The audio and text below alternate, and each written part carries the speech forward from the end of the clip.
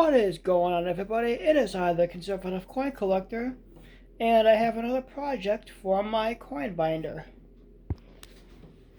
Here is my coin binder. As you can see, that coin's not straight, that quarter's not straight, that's not straight. What I'm going to do is pick the appropriately sized coin flaps and straighten these out, and I'm definitely going to have to do some rewriting. And maybe you'll learn something along the way, because I'm definitely going to be talking about them and doing some research while I'm in the process. So what I have to do is start off with this one, this one, this one. I have a W quarter. I have a few I can re-flap, but I have to pull them out, and I need both my hands. So I'm going to set you down for a second, and we can start from there. 1, 2, 3, 4, 5, 6, 7 of them need to be reflapped, and my stapler is on my dresser right there. Got to get my stapler. I filled it with staples, and it's time to go to town. The first one I will undo is this 1980. There's a reason this 1980 quarter isn't a flap.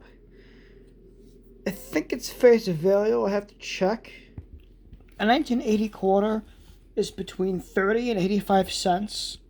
But if it was in pristine MS65 condition, which I would consider this pretty dang close to that condition, this is a nice quarter. But I'm sure if I get down to the nitty-gritty with my microscope, I'd find scratches. But a pristine MS65 circulated can sell for as much as $155. But I'm going to consider this on the higher end of 85 cents because it's a very good condition. But I am not a coin grader. I wouldn't know where to start with that. But this is the first one to get reflapped. And I'm actually going to write on the new flap 1980 and then human C for uncirculated quarter. It's actually easy if you want to pop these out. You just have to break the plastic. Which, if I can turn you around for a second here. See this? What I gotta do is if you want to unflap it and you're not worried about saving the flap, just break the plastic and it's out. I don't want to keep this quarter out for too much longer, so it's time to do the deed of grabbing my stapler and reflapping. It is in an appropriately sized coin flap. It is just, actually, if I adjust my camera angle one more time to the right way and show you how it's in an appropriately sized coin flap now. And this is, if I shake it, it's not going to go anywhere because it's in an appropriately sized flap, and I stapled all four sides. Now, if you're low on staples or you want to conserve them, you can do two sides and keep it closed. But I do four just so, like for example, with this one, it doesn't do that. And of course, this is meant for something like an Eisenhower dollar, and a quarter is not that size. I gotta put this one back, and now since I have this quarter, I can do this one next. It's an uncirculated 2022 Philadelphia, and I think it was 2022 or 23 when I put it in there, so I'm not sure how much it's worth right now. That'll be a good idea to look up to see how much it's worth. And it depends, the value, the lowest value is 40 cents now for a quarter in this condition. Between 40 cents and $27 for the value range. So that's actually pretty neat. Time to pop the plastic and reflap this sucker. There we go. As fit as a fiddle. Now, what are the other coins? Now, to save on time, because we're already 5 minutes deep, I'm going to show you the other coins I have on this particular page to reflap.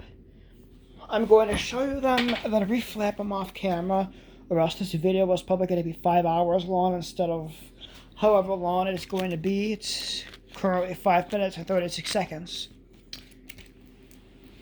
So if I zoom out, I have this 1953 DD-RPM,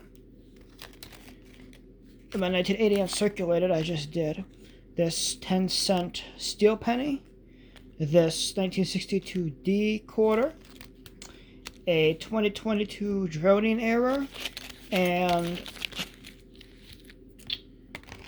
this W River of No Return quarter is also needs to be reflapped as well. And I think that's all on this page.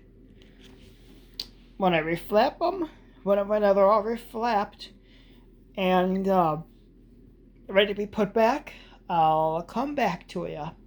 It'll take a minute or two on my end, but it'll be just a blink of an eye for you people.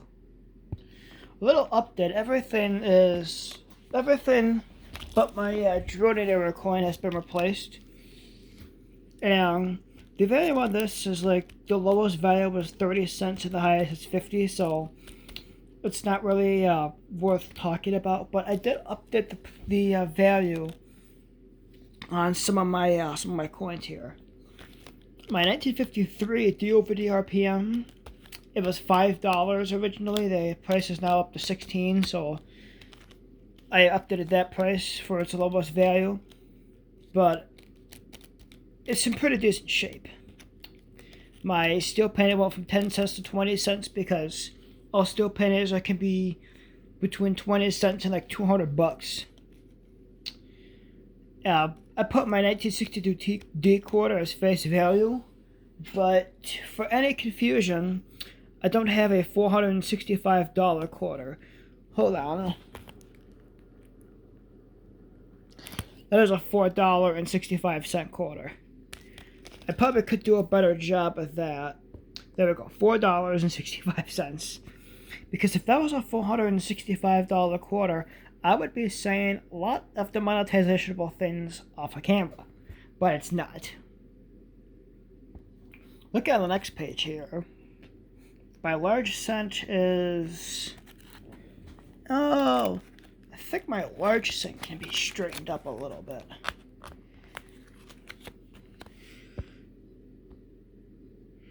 I could definitely straighten up my large cent.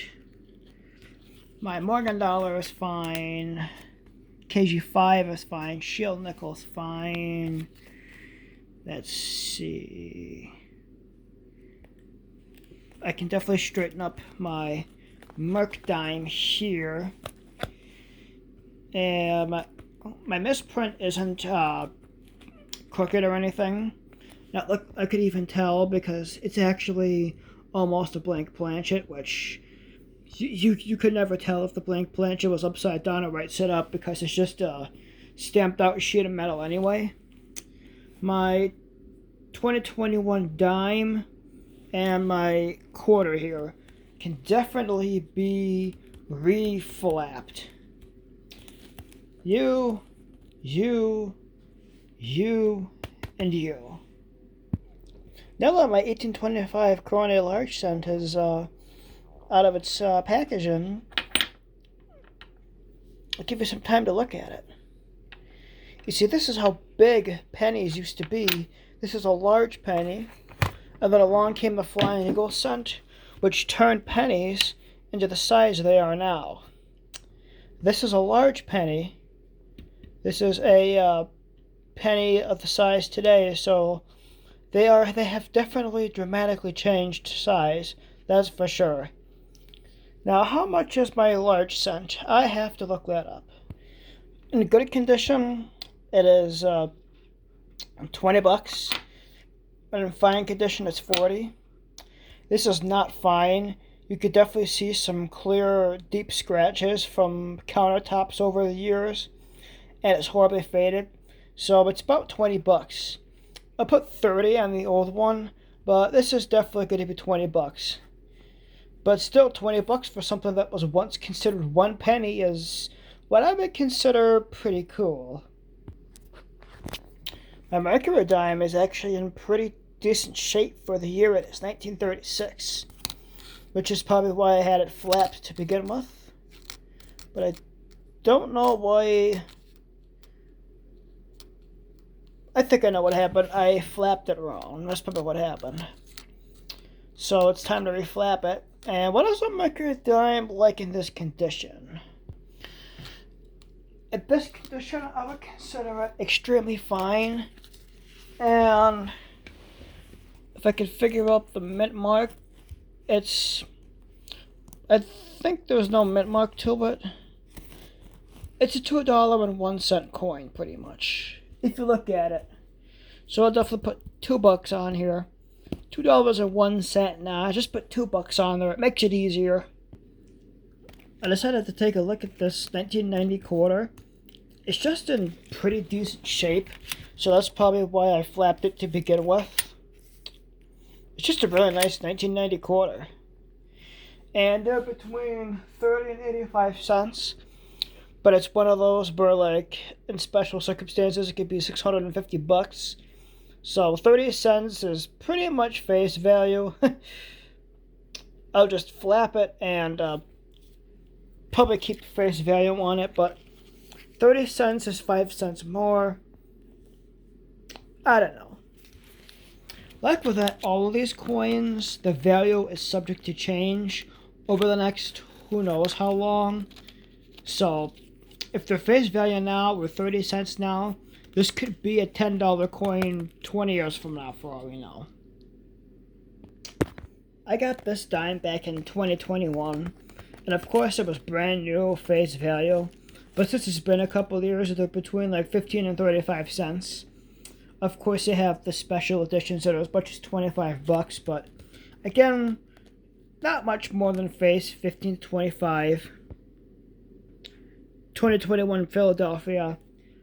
I'm sure there were a lot minted. Yes, there were. Where is it? There were a lot of these minted. 1,333,500,000 of these were minted. So these are going to be around and be not very valuable for probably the next couple hundred years. Or if ever. Society and money could collapse and those things could be glorified, melted metal for all we know. But at the time being, they're 15 and 35 cents. This page is all taken care of. Well, I could redo my misprint. You know what? I'll redo my misprint, but later. I'll do it off camera. Here's this page.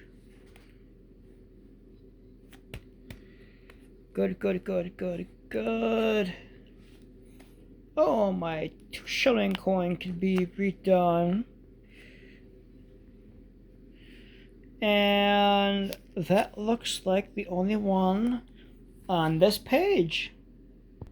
Page number 4. Let's see. That's a little crooked, but that's not crooked enough. I have a 1998 Watt AM. It's that can be fixed. That can be fixed. But not much on page 4. What about page 5? And I think after this, they're all straight. I may just give one good quick check.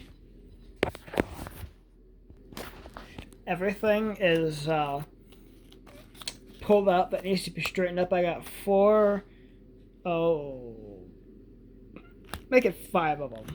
I can straighten up. I mean, even tell you the values of them. Like, for example, this bicentennial quarter. which actually it can fix by just doing, no, that's not going to be fixed. But what is a bicentennial quarter value? The normal 30 to 85 cents, so nothing exciting. I'm going to, there's nothing too interesting to cover here, so I'll repackage them, repage them, close my binder, and then close this video. I'm so glad you could go on this journey with me. I've been wanting to do this for some time now, and I'm glad I've been able to do it. I could definitely do the Indian head pennies, but I'm going to do those off camera because this video would just be way too long. The most satisfying part of this video, getting rid of the waste. In the garbage you go. Goodbye. With that being said, I'm the Conservative Coin Collector. Don't forget to like, comment, subscribe, and share. Hit the bell icon. Until next time, I'm signing off. So long, everybody.